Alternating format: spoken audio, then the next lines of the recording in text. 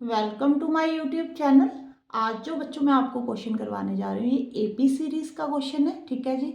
ऐसा क्वेश्चन जो है ना एनसीईआरटी की बुक में भी है, बट यहाँ पे थोड़ी सी इससे स्टेटमेंट का डिफरेंट है। ठीक है, डिफरेंस है।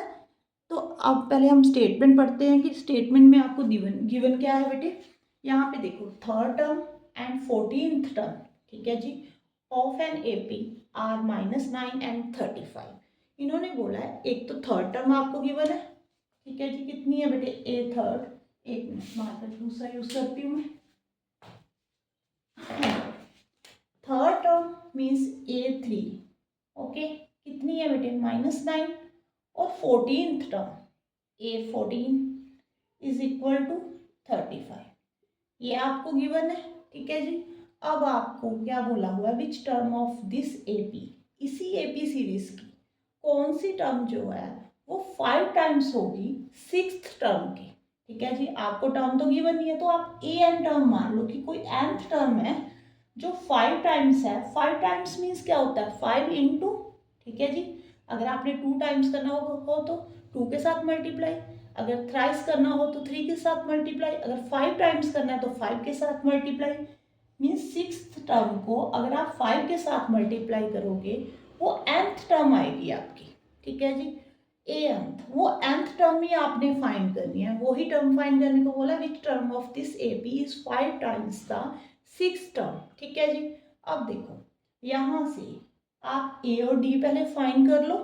A3 मीन्स यहाँ पे A+2D, ये आपको मालूम है ना, ये कैसे आया बेटे, जो ए एन होता है वो A+n-1 इंटू डी होता है। यहाँ पे देखो ये ऐसे होता है ना, ओके।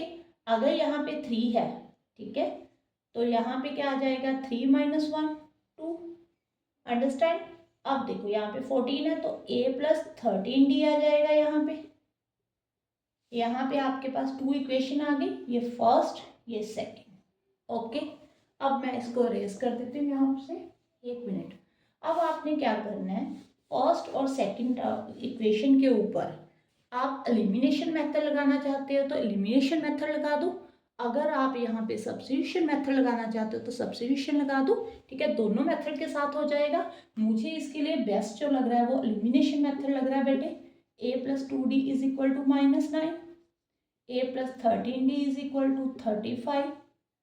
अब साइन चेंज कर दो, यहाँ पे कट कर दो, यहाँ पे 11D आ जाएगा, माइनस माइनस प्लस होता है, -44, डी जो आ गया बेटे -44 डिवाइडेड बाय -11, तो 4 आ गया।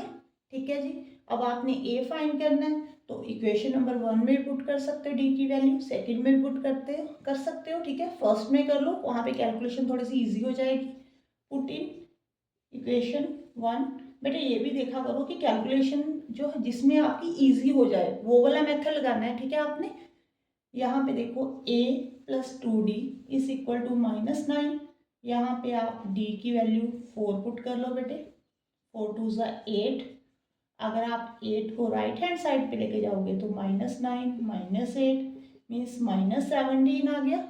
आपके पास A की वैल्यू आ गई बेटे -17, ठीक है जी, और D जो आ गया बेटे 4 आ गया। ठीक है, यहाँ तक सबको समझ में आ गया आई थिंक। अब देखो नेक्स्ट आपने क्या करना है, nth टर्म फाइंड करनी है। ठीक है, इसको मैं रेज कर देती हूँ।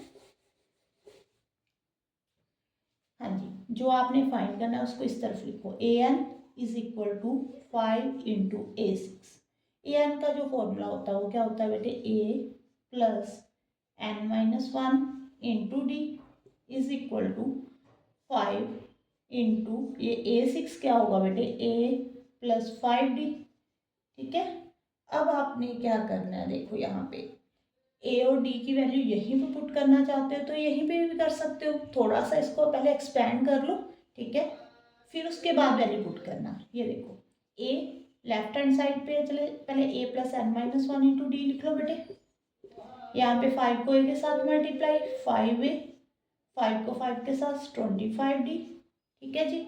अब ए राइट हैंड साइड पे ले जाओ आप इसको, वहाँ पे क्या हो जाएगा 5A + 25D माइनस ए, कितना आ गया बेटे 4A + 25D। ठीक है जी, यहाँ पे ND minus D right hand side पे पॉजिटिव हो जाएगा ये, ठीक है। यहाँ पे 25d plus D 4a plus 26d and D आ गया बेटे, ठीक है जी। यहाँ तक क्लियर है। अब आपने यहाँ पे वैल्यू पुट कर दो, ठीक है। आपने यहाँ पे वैल्यू पुट कर देनी है। डी जो है बेटे वो कितना है 4, ए कितना है बेटे -17, डी यहाँ पे भी 4 है, ठीक है जी। अब यहाँ पे कर देते हैं 4n is equal to 17 into 4, 7 4 28 -68 हो गया बेटे, प्लस 6 4 24, 104 हो गया। अब 104 में से 68 को आपने कट करना है, यहाँ पे 14 आ गया बेटे, यहाँ पे 9, यहाँ पे 0, यहाँ पे आ जाएगा 6, यहाँ पे 3, ठीक है जी। 36 आ गया बेटे। अब 4 को डिवाइड कर दो, 36 को 4 के साथ डिवाइड करोगे कितना आ जाएगा 9, मीन्स 9th टर्म जो होगी ना वो 6 टर्म का 5 टाइम्स होगी। एन जो बेटे आ गया वो 9 आ गया, ठीक है जी। अब आपने रिजल्ट को चेक करना चाहते हो कि आपका जो आंसर है वो करेक्ट है, तो आप कैसे कर सकते हो, मैं इसको रेज कर देती हूँ, अभी बताती हूँ।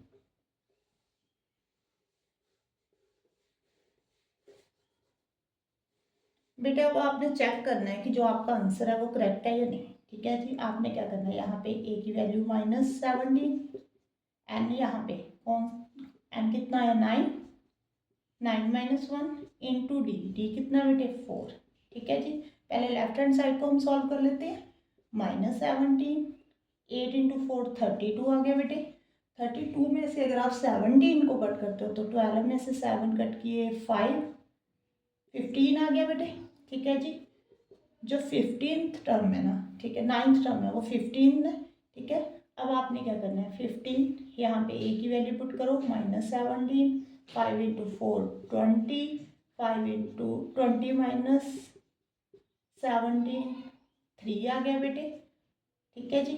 अब देखो ये 9th टर्म है आपकी, ये 6th टर्म है, जो 6th टर्म है वो 3 है, 3 को अगर 5 के साथ मल्टीप्लाई करते हो तो आपकी 9th टर्म आती है 15, ठीक है। इसका मतलब आपका जो आंसर है वो बिल्कुल ठीक है, ठीक है। ऐसे आप चेक कर सकते हो कि आपने आंसर ठीक निकाला है। अगर आपको मेरी वीडियो अच्छी लगे तो प्लीज़ लाइक कर देना और मेरे चैनल को सब्सक्राइब जरूर कर देना, और कमेंट बॉक्स में बताया करो बेटे आपको मेरी वीडियो कैसी लग रही है। Thank you for watching.